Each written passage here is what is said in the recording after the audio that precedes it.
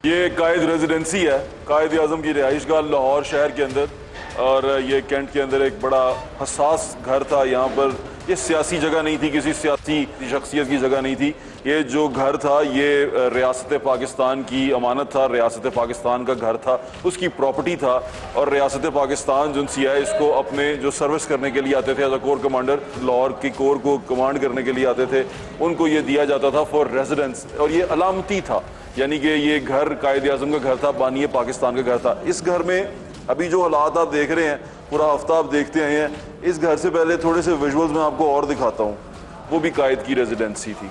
वो कोयटा में बलूचिस्तान में ज़ियारत के मकाम पे वो रेजिडेंसी थी। अपने आखिरी अयाम कायद ने वहाँ गुजारे थे और ये कायद का घर था। हम अपने लीडर्स के साथ जितना प्यार करते हैं वो आपको नज़र आ रहा है। और एक छोटी सी बात के ऊपर हम कुछ भी जलाने को तैयार हो जाते हैं। ये बड़े शर्म की बात है। आज मुझे यहाँ खड़े होकर ना शर्म आ रही है ये कहते हुए कि हम जो उनसे हैं बड़े मुहिब्बे वतन पाकिस्तानी हैं। और जब ये आप इस जमात, जिस जमात के लोगों ने ये सारा कुछ किया है और जिस रिएक्शन में ये किया है, उस जमात के लोगों से बात करें तो ऐसे लगता है कि उनसे ज़्यादा मुहिब्बे वतन कोई है ही नहीं। पाकिस्तान के ठेकेदार वही हैं। तो ये ठेकेदारों ने पाकिस्तान की अमलाक का हाल किया है। ये जो जगह जहाँ मैं खड़ा हूँ, ये ड्राइंग रूम जो उनसे है, ये इसकी शान शौकत असल में पाकिस्तान की शान शौकत थी। ये रियासत की प्रॉपर्टी थी, किसी की ज़ाती मलकियत नहीं था। ये इसकी हालत देखें आप। यहाँ पर टाइलें तक जो सी हैं वो जलाने की वजह से उनकी क्या हालत हो गई है। ये घर जो सा है ये बड़ा खूबसूरत था। और जब ये घर खूबसूरत था और इसको तोड़ा जा रहा था तो जो यहाँ इसको तोड़ फोड़ कर रहे थे इतने दीदा दलेर और बहादुर थे कि वो वीडियो बना रहे थे। बाकायदा इसको तोड़ने फोड़ने की वीडियो बनाई जा रही थी, प्रूफ बनाया जा रहा था। कुछ वीडियोस तो ऐसी भी वो आप साथ विंडो में चलती हुई देख रहे हैं। मैं तो आया हूँ ना यहाँ क़यामत गुजर जाने के बाद, जब क़यामत यहाँ आ रही थी उस वक़्त के विजुअल्स भी दिए गए हैं। यहाँ पर जो ये तमाम तनसीबात आपको लगी हुई नज़र आ रही हैं, ये दरवाजे हैं, ये फ्लोर हैं, इनका कोई कसूर नहीं है कि उनका लीडर पकड़ा गया था। कतन इन दरवाज़ों का, इस इमारत का कोई कसूर नहीं है कि वो लीडर पकड़ा गया था। इवन इस इमारत में रहने वालों का कोई कसूर नहीं है कि वो उनका लीडर पकड़ा गया था। सिचुएशन जो सी है वो आपके सामने है। मैं आपको दिखाता हूँ कि लीडर क्या करता है। अब फौज को कह रहे हैं कि आर्मी चीफ के खिलाफ बगावत करो, इससे बड़ी गद्दारी क्या है? मैं यहाँ किसी का नाम नहीं ले रहा क्योंकि मुझे कम से कम इतनी तहजीब है कि मैंने किस तरह बात करनी है जिससे सोसाइटी में इंतशार पैदा ना हो। लेकिन जिस लीडर के पैरोकारों ने ये तमाम उधम मचाया है, वो लीडर हर बार जो तलकीन करता है, जो लोगों को प्रचार करता है, वो दुनिया की वेस्टर्न दुनिया की मिसालें देता है। और वो अपने पैरोकारों को कभी ये बता ही नहीं सका कि अदम बर्दाश्त बड़ी ख़तरनाक होती है। और जब सोसाइटियों में अदम बर्दाश्त आ जाए तो सोसाइटियाँ बर्बाद हो जाती हैं। और स्पेशली तब जब वो अपने मोहसिनों को इस तरह, उनकी जगहों को इस तरह तबाह करना शुरू कर दें। ये मोहसन कुशी है। मोहसन कुशी जो सी है ना, ये बड़ी ख़तरनाक चीज़ है, इससे बचना चाहिए। और ये अल्लाह ताला की नाराज़गी भी लेके आती है। बाबा कौम हमारे मोहसिन है। ये बाबा कौम की तस्वीर है। ये मैं आपको दोबारा बता दूं कि ये बाबा कौम का घर है। कायद आज़म मोहम्मद अली जिन्ना का ये घर है। ये उनकी 3 प्रॉपर्टियों में से एक है। एक बम्बई में है, एक यहाँ पर है, एक और है कराची में।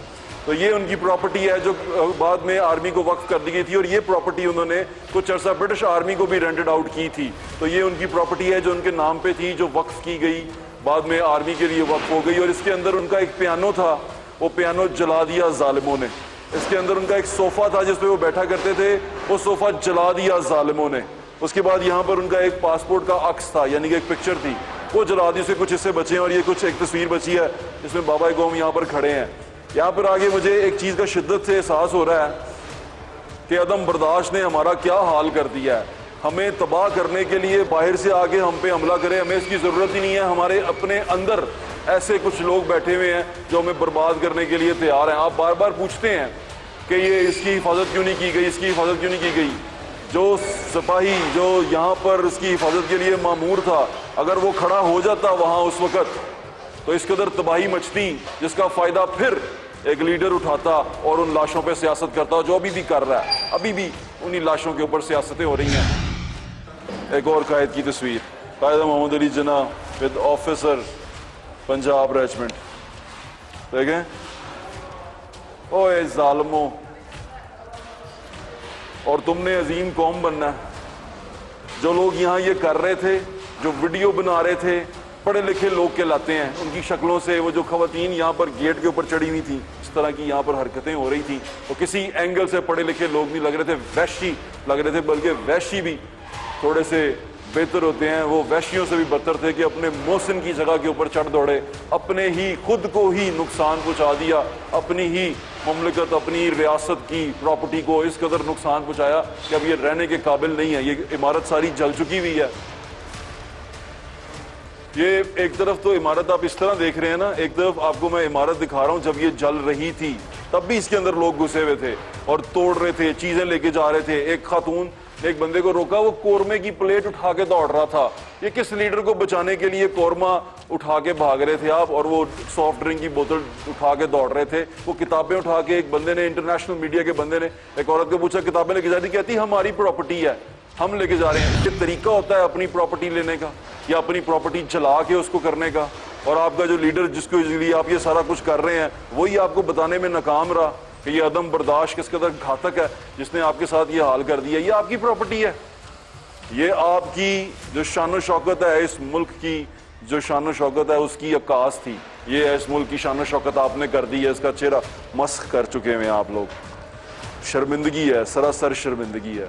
देखें, ये फलस्तीन नहीं है, ये इस्राएली फौजों ने हमला नहीं किया, ये हमारे अपने लोगों ने, और वो लोगों ने जो बड़े रोशन ख्याल तस्वुर होते हैं, जो पाकिस्तान के सबसे बड़े जो मोहब्बत करने वाले दीवाने समझे जाते हैं, जो बात करते हैं करप्शन लेस पाकिस्तान की, जो बात करते हैं एक बेहतरीन पाकिस्तान की, ये उन लोगों के कारनामे हैं, ये उन लोगों ने ये किया है। और यहाँ पर आके वो सारा कुछ किया, और अब वो इस बात से निकल गए हैं कि हमने ये किया है, और ऑडियोज और तमाम प्रूफ्स ये बताते हैं कि कौन उनको इग्नाइट कर रहा था। वो तमाम ऑडियोज, आजकल दौर जो है ना, वो वैसे खुद ही कहते हैं आप, डिजिटल मीडिया का दौर है। आपकी कई भी बात कहीं जाती नहीं है, आपके सारे यू टर्न्स, तमाम बातों से जिनसे आप मुनरिफ होते हैं, तमाम वो मुनाफिकत जो आप करते हैं, वो कहीं जाती नहीं है, वो यहीं रहती है। डॉक्टर साहिबा सारे जो है वो कोर्ट कमांडर जा रहे हैं हाउस पे, यहाँ पे कोई नहीं खड़ा होने चाहता। इकट्ठे होके जाएंगे, तो इकट्ठे हो गए हैं। Actually, they've been pushed back to Gidja Chowk. अच्छा by water cannon and heavy contingent. ठीक। अब should we go move back to Liberty or should we sit here? क्या करना है? देखिए, अगर बैठना है तो फिर, अगर लंबा बैठना है, सिंबॉलिक है, तो फिर जहाँ भी हो, या तो उधर होता जहाँ पे आप बैठे हुए थे, जब उधर से उठ गए हैं तो फिर लिबर्टी सुकून है, फिर बेस्ट है। हो गया ना, तुझसे जो करना थी, ठीक, ये हो गया, इकट्ठा करिए उसे, वो इकट्ठा करना है रात की बंदे में जो। तो ये दोबारा बता दूं, ये फलस्तीन नहीं है, ये इस्लामी जमहूरिया पाकिस्तान है, और ये उन लोगों ने किया है जो पाकिस्तान को बेहतर बनाने के ख्वाब देख रहे हैं और जो चाहते हैं कि पाकिस्तान बेहतर हो। लेकिन आज मुझे एहसास हुआ उनकी शर्त सिर्फ एक शख्सियत है। ये शख्सियत परस्ती की एक मिसाल है जो आपके सामने है, ये वतन परस्ती की मिसाल नहीं है। वतन परस्त होना चाहिए इंसान को, बल्कि वतन परस्त से ज़्यादा इंसानियत परस्त होना चाहिए। ये इंसानियत की भी मिसाल नहीं है। एक और जगह दिखाता हूँ आपको जाके, जहाँ आपको आगे जाके आपको दुख होगा। इसके साथ आप वो विजुअल्स भी देख रहे हैं जो यहाँ इस वक्त हो रहा था, और वो भी देख रहे हैं जो लोग यहाँ से सामान उठा के भाग रहे थे। और सोचें कि उस वक्त जो इसकी हिफाजत में मामूर थे वो डट जाते तो फिर क्या होता। सिर्फ इतना सा सोचें कि उन्होंने ये होने दिया तो उनकी नरमी को, उनके अपनी लोगों से मोहब्बत को आपने उनकी कमज़ोरी समझ लिया। फिल्मी नगमा बड़ा मशहूर था, स्कूल कॉलेजेस में गाया करते थे कि यूं दी हमें आज़ादी के दुनिया हुई हैरान, ए कायद आज़म तेरा एहसान है एहसान। आज कायद आज़म अगर ये देखें कि उनकी रेजिडेंस के साथ क्या किया, तो मेरे ख्याल से हमसे ज़्यादा बड़ा एहसान फरामोश कोई नहीं होगा कि ये सब कुछ हो गया और ये हम सब ने किया, उसने लोगों ने किया जो दाई हैं सबसे बड़े बेहतरीन पाकिस्तान के, नए पाकिस्तान के। अगर नए पाकिस्तान में इस कदर एहसान फरामोशी होनी है, इस कदर तकलीफ देनी है और इस कदर वहशत होनी है, ये नया पाकिस्तान आपको ही मुबारक हो। ये कंचा है, कंचा कहते हैं इसको, कंचा या बंटा। गलियों में बच्चे खेलते हैं ना, तो इन कच्चे शीशे की गोलियों से खेलते हैं। कंचा यहाँ इसलिए है कि क्योंकि जो बड़े लड़के हैं ना, जब वो इससे खेलते हैं ना, इसको गुलेल में डाल के मारते हैं। तो गुलेल में डाल के मारने के लिए ये कंचा रखा जाता है ताकि जो जिसको मार रहे हैं उसको शदीद जोर से लगे। क्या सिखाता रहा है लीडर, मुझे तो ये समझ नहीं आई कि क्या बनाता रहा है कौम को। क्या ये मेरे ख्याल से ये फॉलोअर्स बनाए हैं आपने, इस तरह की फेलोशिप है भाई मुझे तो अब शर्म आती है कहते हुए भी कि कौम के लीडर ऐसे होते हैं। ये देखें कैसे जालिम लोग हैं। एक तस्वीर आपको जुड़ी हुई दिखा दी और ये तोड़ के चले गए हैं। मैं ये सोचता हूँ कि ये तोड़ने वाले को शर्म नहीं आई होगी इसके ऊपर सोटी मारते हुए कि जहाँ कायद मोहम्मद अली जिन्ना हो, उनकी बहन हो और वो सारे के सारे बड़े लोग हों जो हमारे मोहसिन हैं, उन सारों की तस्वीर हो और ये तोड़ दें उसको। इनको शर्म नहीं आई होगी ये तोड़ते हुए, और उनको शर्म नहीं आई होगी जो पास खड़े ये देख रहे थे। इतनी बेहिसी है कि गलत काम होता देखते हैं तो कैमरे निकाल लेते हैं, कैमरे निकाल के उसको शूट करते हैं। इतनी शर्म नहीं आती कि बुरा काम हो रहा हो तो आप उसकी वीडियो बनाना शुरू कर देते हैं। और यही जिनके ये फॉलोअर्स हैं वो अमर बिल मारूफ के नारे लगाया करते थे। अमर बिल मारूफ मेरे ख्याल से वो भी अपने पैरोकारों को समझा नहीं सके। उसका मतलब ये होता है कि जहाँ कोई बुराई होती हुई देखो तो उसको हाथ से रोको। हाथ से नहीं रोक सकते, ताकत रखते हो तो जुबान से रोको। जुबान से नहीं रोक सकते तो कम से कम दिल में बुरा कहो। मेरे ख्याल से तो ये तो ईमान की कमजोर तरीन दर्जे पे भी नहीं है कि इन्होंने उसको दिल में भी बुरा नहीं कहा और आज भी इस चीज को जस्टिफाई कर रहे हैं। मेरे से क्यों पूछते हैं, उन लोगों से पूछे जिन्होंने ये करवाया है। एक कायद मोहम्मद अली जिन्ना की फोटो थी और ये तोड़ के चले गए हैं। शायद इस फोटो ने इनके लीडर को पकड़ा था और इनके लीडर को कहा था कि वो तमाम चीज़ें करे जिसकी वो जवाब ना दे सके। इस फोटो ने ये सारा नुकसान किया था और जो साथ साथ थे वो कैमरे निकाल के फिर रहे थे साथ में और वीडियो बना रहे थे कि देखिए हम कितना अजीम काम कर रहे हैं। ये जिन्ना हाउस है जिसका ये हाल कर चुके हुए हैं। खूनी एहतजाज किया और बाद में फवाद चौधरी साहब फरमाते हैं कि ये तो होगा, लोग सड़कों पे निकलेंगे। और आपसे पहले यानी इस एक्स प्राइम मिनिस्टर से पहले आप ही के दौर में पिछला एक्स प्राइम मिनिस्टर अपनी बेटी के साथ सारी ऑपोजिशन आप ही की जेलों में रह चुकी हुई है, उन्हीं जेलों में रह चुकी हुई है जिसमें आप जाने से आज घबराते हैं। अगर इतने आप सच्चे हैं तो एहतसाब का सामना करें, सामने जाएं और सबूत दें। वो कहते हैं क्या कहते थे, रसीदें देंगे तो रसीदें दें, पूरी करें। क्यों सारे मुल्क को आपने यरगमाल बना दिया है और क्यों सारे मुल्क के साथ इस तरह खेल रहे हैं, क्यों सारे मुल्क में बेयकीनी फैला रहे हैं। उस वक्त से डरें जब आपकी इस ताकत के सामने लोग खड़े होना शुरू हो गए, जिम्मेदारान खड़े होना शुरू हो गए। उस वक्त से डरें कि जब इस मुल्क को बचाने वाले जो उनसे हैं, इस मुल्क के अंदर जो खतरे हैं इस मुल्क को, उनको मिटाने के लिए खड़े हो गए। उस वक्त से डरें। को पता है कि इसराइल जो है फलस्तीन पे क्यों चढ़ दौड़ा, इराक और शाम पे क्यों हमले हो गए थे, अफगानिस्तान पे क्यों हमला हो गया था, क्यों पसपाई हो गई थी। आपको ये सारी चीज़ें पता है। ये वजह है कि उनके पास एक मुनज़्ज़म फौज नहीं थी। आप अल्लाह का शुक्र अदा करें कि पाकिस्तान के पास एक मुनज़्ज़म फौज है। ये जो तोप आप पीछे खड़ी देख रहे हैं ना, ये हिफाजत की अलामत थी, इसको हिफाजत समझना चाहिए। लेकिन कुछ लोगों के ऐसी प्रचार के ऊपर, ऐसी तालीमात के ऊपर मुझे शर्म आती है कि उन्होंने अपने जो फॉलोअर्स को दी हैं कि अल्लाह ताला ने उनको हीरो बनाया है तो उनको चाहिए था कि इस मुल्क में अमन फैलाने के लिए काम करें, इस मुल्क को जोड़ने के लिए काम करें। इस कदर डिवाइड डाला है कि हमारे अपने लोग अपने ही हाथों को दंदियां काट रहे हैं और काट रहे हैं अपना ही गोश्त। ये हमारी ताकत थी, हमारे बाजू हैं, ये हमारी कुव्वत है। खुदारा होश के नाखून लें, आज भी होश के नाखून लें। मेरी आपसे इतनी सी दरख्वास्त है। अब बात जो उनसी है वो रियासत पाकिस्तान के ऊपर आ पड़ी है, ये किसी सियासी जमात के दरमियान में नहीं रही।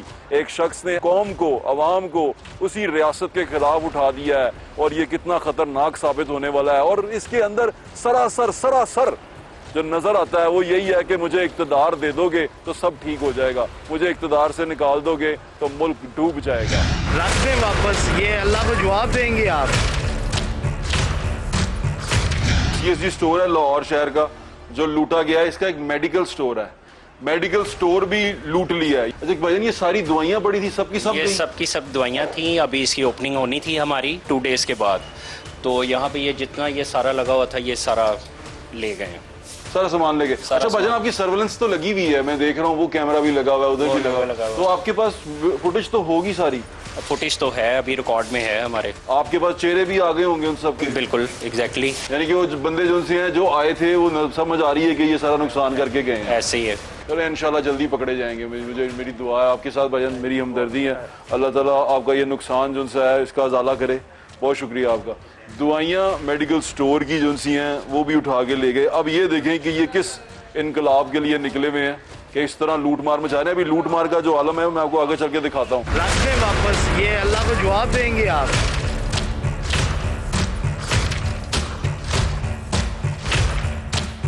ये लाहौर शहर का एक कैंटीन स्टोर डिपार्टमेंट है। कैंटीन स्टोर डिपार्टमेंट के अंदर इस वक्त तो चीज़ें बिखरी पड़ी हैं। इसके कुछ विजुअल्स मैं आपको दिखा देता हूँ। यहाँ से आप अगर मेरा कैमरा आपको दिखाए थोड़ा आगे होके, कैंटीन स्टोर CSD स्टोर कहते हैं इसको, CSD कहते हैं।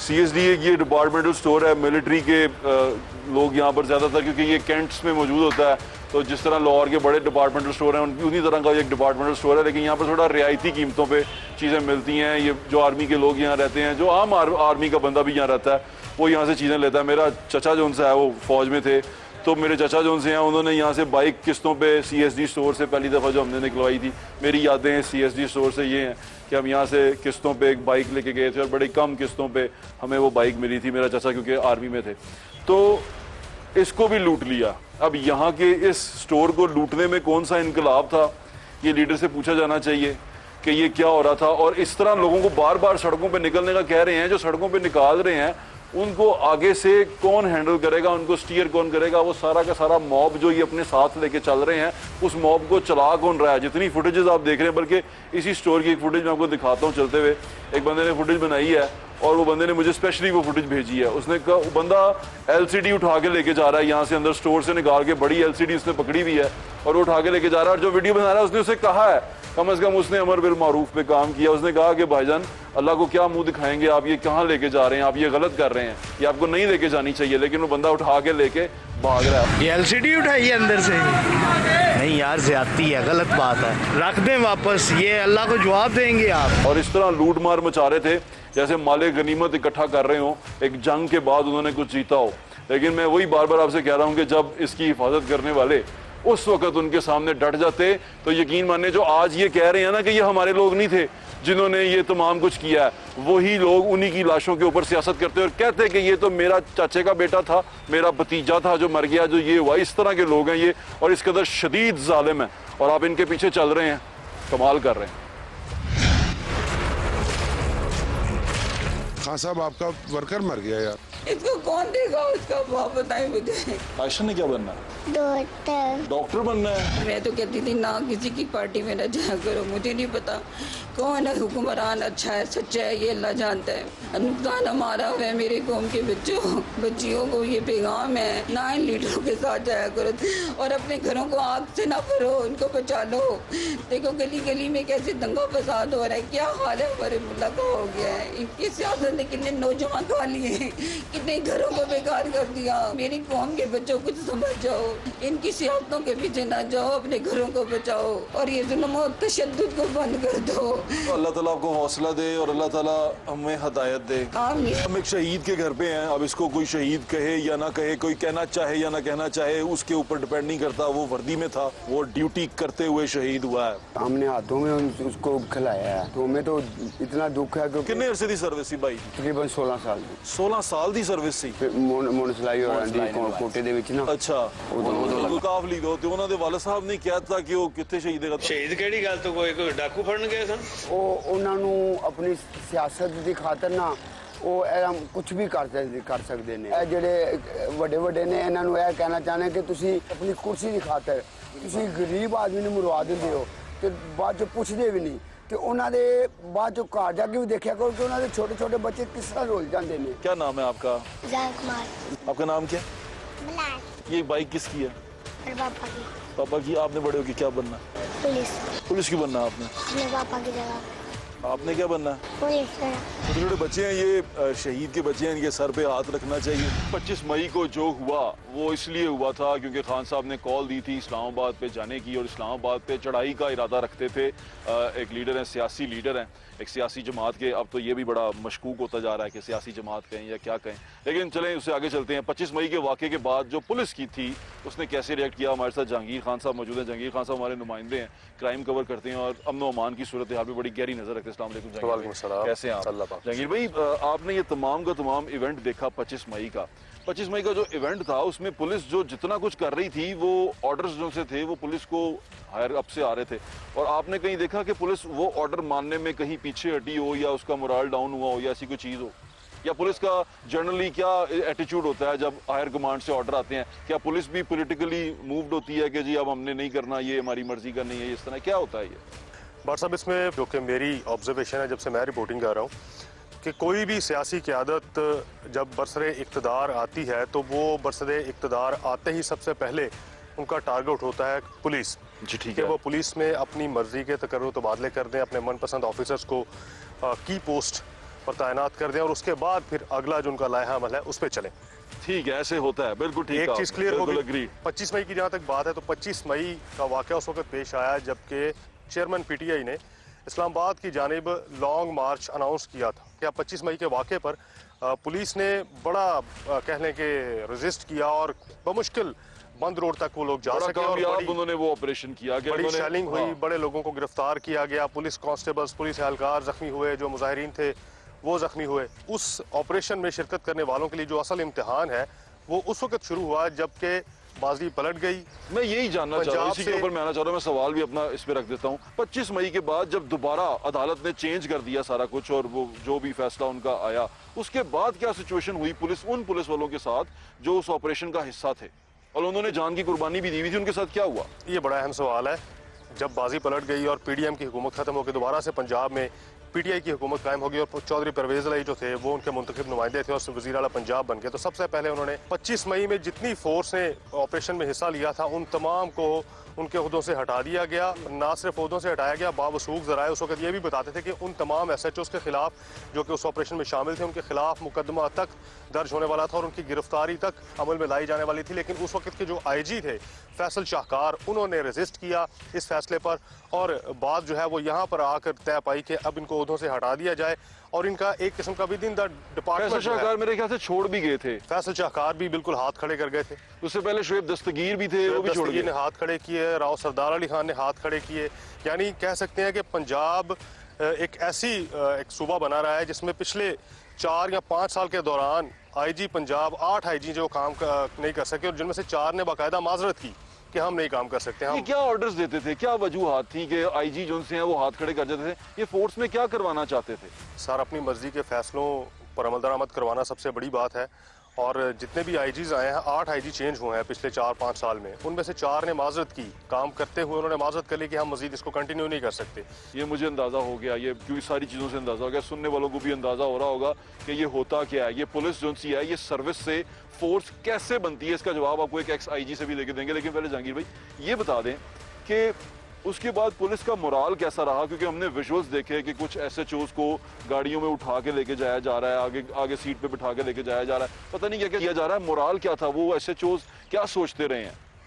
बट साहब इसमें मैंने एक चीज़ अर्ज़ की कि उनके खिलाफ मुकदमे का इंदराज और गिरफ्तारी तक अमल में लाई जाने वाली थी, तो उसके बाद मोराल कहाँ पर स्टैंड करता होगा? जो हमारे नाम जानने लिए वाले बगैर बता दें। हाँ, जानने बता वाले दें। कुछ इंस्पेक्टर्स थे, कुछ ऑफिसर्स थे, DSPs थे, उन्होंने ऑफ रिकॉर्ड हमें बताया कि जी हम तो चाहते हैं कि अब इस महकमे से विड्रॉ कर जाएं, रिज़ाइन कर दें, क्योंकि ना उनको आगे जाने की मार्जिन था और ना वापस बैकफुट पर वो जाने के काबिल थे। इस किस्म का उनका जहनी तौर पे जो उनको अज़ियत दी जाती रही और विद इन द डिपार्टमेंट उनका एक ट्रायल चलता रहा। ओहो, उनको कोई की पोस्ट नहीं मिली, उनको जो है सस्पेंडेड उनको किया गया, उनके खिलाफ कार्रवाइयाँ की गई, उनको ऑफिस में बुलाकर उनकी तज़हीक की जाती रही, बेइज्जत किया जाता रहा बाकायदा तौर पर। ओहो। तो अब ऐसी सिचुएशन में एक ऑफिसर जो कि पहले जिसका जो मेन उसकी डिस्क्रिप्शन, उसकी जॉब डिस्क्रिप्शन क्राइम फाइटिंग है या लॉ एंड ऑर्डर को मेंटेन करना है, वो उसकी स्पेशलिटी मानी जाती है और उसको इस बात पर सर्टिफिकेट दिए जाते रहे कि ये बेहतरीन क्राइम फाइटर है लाहौर का, और उसके बाद उसकी तज़हीक की जाती रहे, तो फिर उसका मोराल कहाँ पे स्टैंड करें? मीर भाई, दौर शहजून साहब पिछले हम 25 मई के बाद के जो दौर की बात करें, जब पुलिस का मोराल डाउन हुआ, क्राइम रेट किस तरह बढ़ा कम हुआ, क्या बना उसके साथ? पिछले कुछ अरसे में जब से पुलिस को सियासी मकासद के लिए इस्तेमाल किया जाता रहा, तो लाहौर में बाकायदा तौर पर जो डकैत गैंग्स हैं उन्होंने अपने कदम जमा लिए। क्राइम स्पाइक किया, क्राइम की रेशो पिछले सालों के साथ उसका मुआवजना किया जाए तो एक महीने के मुआवजने में 90% क्राइम जो है वो इंक्रीज रहा। सिर्फ उसकी एक बड़ी वजह थी कि पुलिस को सियासी मकासद के लिए इस्तेमाल किया जाता रहा। पुलिस ने जो इश्तिहारी हैं उनके खिलाफ कोई क्रैकडाउन नहीं कर सकी। जब मोराल ही इतना डाउन हो जाएगा तो फिर कहाँ वो करेंगे पेट्रोलिंग? नाज़रीन, जहांगीर भाई आपका बहुत बहुत शुक्रिया आपके वक्त का। ये बात यहीं पे खत्म नहीं हुई। मैं आपको एक एक्स आईजी से बात करवाता हूं कि पुलिस को पॉलिटिसाइज करने का किस कदर शदीद नुकसान होता है, और ये वो पार्टीज इनको पॉलिटिसाइज कर रही हैं जो जमहूरियत की बहुत बड़ी दाई हैं। इसका मतलब ये कि जब ये पावर में आते हैं तो ये इस बात पे कि लोगों को सर्विस दें, लोगों को सर्व करें, उनकी खिदमत करें, ये अपना पर्सनल वेंडेटा जो है वो शुरू कर देते हैं, ये पर्सनल इंतकाम लेना शुरू कर देते हैं।